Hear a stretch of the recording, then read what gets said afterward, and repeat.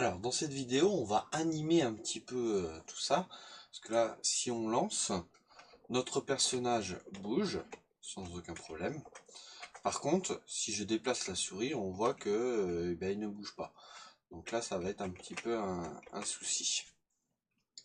Donc, pour ça, on va créer nos premiers événements. Du coup, on va faire everything. Hop. Et on va dire notre personnage set angle tower position. Et là, je me suis aperçu d'une chose, c'est que si je veux faire en sorte qu'il suive le curseur de ma souris, il va falloir mettre la souris. Sinon, je vais pouvoir le chercher un bout de temps. Alors, mon perso, set angle tower position, ok, très bien. Là, on peut prendre mouse X, et là, mouse Y. Ok, donc on regarde ce que ça donne. Du coup, je tourne en fonction, il suit. Voilà. Et là, du coup, je peux bouger, mais il suit très bien mon pointeur. Ça donne un effet plutôt sympathique. On peut se déplacer et puis tirer. Ok.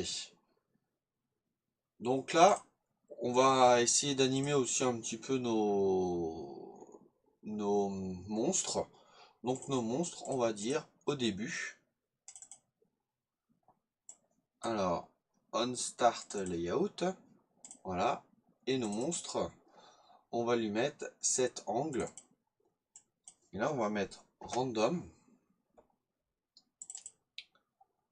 de 0,360. Donc ça veut dire que ça va choisir un chiffre entre 0 degrés et 360 degrés. De façon aléatoire. Très bien. Maintenant, si on fait ça, effectivement, ce monstre-là peut partir dans cette direction, peut partir par là, puis ainsi de suite. Voilà, les 10 vont partir dans 10 positions différentes. Sauf que si celui-là il décide de partir par là, il va sortir, il va sortir, il va sortir et il va aller loin. Et il va jamais revenir dans le niveau. Donc ce qu'on va faire, déjà ça, hop, on start, je préfère le mettre en premier. Ce qu'on va faire, on va dire quand le monstre sort du niveau, donc c'est où? Is outside layout, ok. Et là, on va lui mettre une position, donc cet angle tower position, et là on va mettre le perso, mon personnage, point X. Et là du coup, c'est simple, hein, c'est perso, point Y. Donc là, qu'est-ce que ça fait? Quand mon monstre va sortir du niveau, tout de suite, il va changer d'angle et il va prendre l'angle du personnage en X et du personnage en Y. Pour résumer, celui-là, il sort ici, tout de suite, il va se retourner pour aller en direction de mon personnage. Pareil, si celui-là, il décide d'aller là, il sort ici, hop, et que mon personnage est ici, il va se tourner, et comme il a le behaviors bullet, hop, il va venir juste comme mon personnage. Bien sûr, si mon personnage change, il va passer comme ça, à côté, et puis ainsi de suite. Mais en général, mon personnage, à des moments où je tire, donc il reste relativement immobile, et c'est comme ça que les monstres arrivent. Donc là, si on teste un petit peu tout ça, on va voir, et normalement, il devrait y avoir des monstres qui arrivent. Voilà. Sauf que là, vous voyez que ils sont un peu rapides quand même. Hein. Même beaucoup rapides. À mon avis, hop, Alors, tout simplement pourquoi? D'accord. Donc là, je vais tout sélectionner en mettant les monstres. Et à mon avis, voilà. J'avais pas mis 80 à tout le monde, j'en avais mis qu'un seul.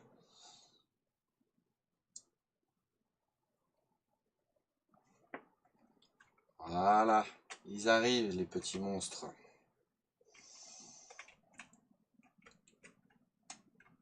Voilà. Et si je me mets à un endroit, par exemple, je me mets ici, et j'attends, je bouge plus. Normalement, ils vont tous converger vers mon point. Donc là, rien ne se passe. Tout simplement parce que, bah voilà, on n'a pas dit quand on touche. Voilà. Mais ça donne un effet où bah, les monstres essayent de me suivre. Qui est plutôt intéressant. Voilà, c'est tout pour cette vidéo. Je fais des vidéos relativement courtes pour que vous ayez le temps d'expérimenter, de découvrir, de changer les valeurs, tout ça, de ne pas avoir trop de choses à la fois. Mais vous pouvez enchaîner 1, 2, 3, 4 vidéos à la suite sans aucun problème.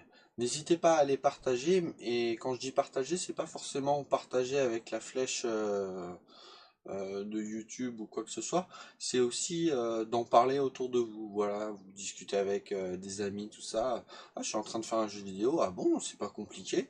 Non, je suis quelqu'un sur Internet, sur YouTube. Il nous montre, c'est relativement bien expliqué, j'espère. En tout cas, si c'est pas bien expliqué, n'hésitez pas à laisser un commentaire. Et puis et voilà, et lui donner peut-être envie de regarder, d'expérimenter. Le but, c'est de comprendre ce qui se passe derrière un jeu vidéo et vous donner la possibilité de faire votre propre jeu vidéo. Et je peux vous garantir, quand vous commencez à faire un jeu vidéo et que vous jouez vraiment et que vous prenez plaisir à jouer avec votre jeu vidéo, c'est cool. Et moi j'ai la chance d'avoir des enfants et mes enfants jouent à des jeux que je crée. Et là, du coup, c'est encore beaucoup plus intéressant et beaucoup plus satisfaisant de les voir jouer avec votre propre jeu vidéo et en plus ils prennent plaisir. Donc ça, voilà, il n'y a pas de mots, c'est vraiment très très bien. Je vous dis à bientôt sur une prochaine vidéo et entraînez-vous. Allez, codez bien. Ciao, ciao.